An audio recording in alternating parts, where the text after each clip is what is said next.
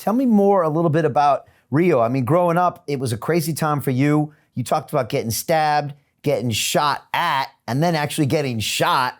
And then later you went into some of the fighting. But like, what was it like back then? When we've seen the movie City of God, I mean, was it that crazy?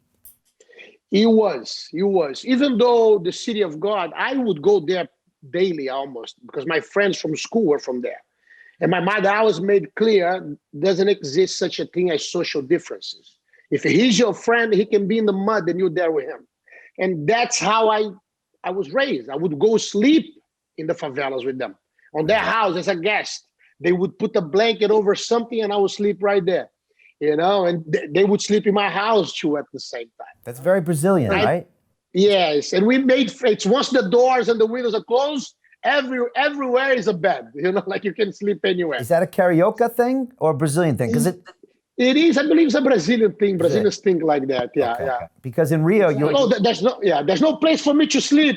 They laugh.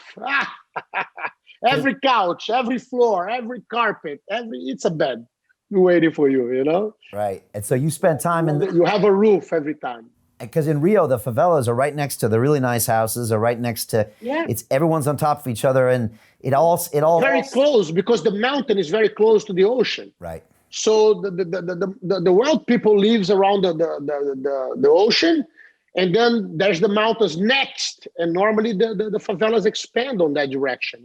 Yeah. Yeah. Because people don't want to live in the hills, so this way they start building houses there, and they end up staying there. I actually went on a favela tour, which sounds like a horrible American tourist thing to do, but it was one of the best experiences of my life, Renzo. We went to I think it was Rocinda favela, right there. Rocinha. I used to go there on my restaurant. What happened back then, all the supermarkets would close on Friday night. They would only open on Monday. So the only place that I could buy meat, chicken, eggs, and a bunch of other things was on the favelas. So I was there every weekend because we even though we had everything, we would sell out completely by Friday night. Okay. So on Saturday at 8:00 in the morning, I was in the favela and I knew them all. They would pass by me carrying guns. Hey, Renzo. I say, hey, guys. Well, the first time I was there that I saw them, I said, are we in war and I don't know it? And it was crazy. I think there's, and this favela, it's right in Rio. It's just north of Leblon, I think.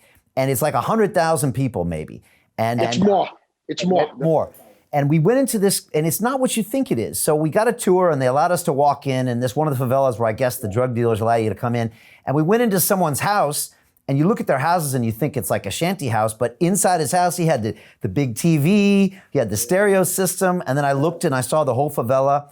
And you've got people living, you got open sewers, and then the drug dealers would walk by, and everyone would kind of be like this. But it all kind of worked somehow. It was something beautiful about it. It is. It's different. It's extremely different. But you see, 99.9% of the people who live in the favela are very hard workers. People don't realize that. They are honest, they are hard workers, and then they want a good living like all of us, and they normally go on their house and they work hard to buy a nice TV, I remember my boxing coach lived in the favela. And I brought him on all my fights, on everything that I did. He used to work in an accounting office. Okay. The other day, someone sent me a tape of him telling the story. Someone sent me a video of him telling the story. Okay. And he was telling, the guy is filming him without him knowing how I took him out of his job. I said, you're not made to work in the office. You're going to work teaching box. Today, he has a huge program. That's not Claudio Coelho, is it? Of course. I trained with Claudio up in the favela. I love him. And the program that he runs in the favela, I say, this is your call in life. Take these kids out of going to the pathway of drugs. Make them fighters. They're going to have a job like you did. And he ended up earning like 10 times more than he was actually earning when he was working in the accounting office, And the best was, this to prove that I wasn't wrong. The moment that he said, look, I want to try something, my student asked me to be teaching, and he's going to get me a group of students. I love to work here, but I want to try this. And his bosses say, Claudio, please go. And we wish you all the success in the world. But know one thing, you can come back here. You have a job at any time. You can come back and work with us. That shows how great of of a soul he is, you know.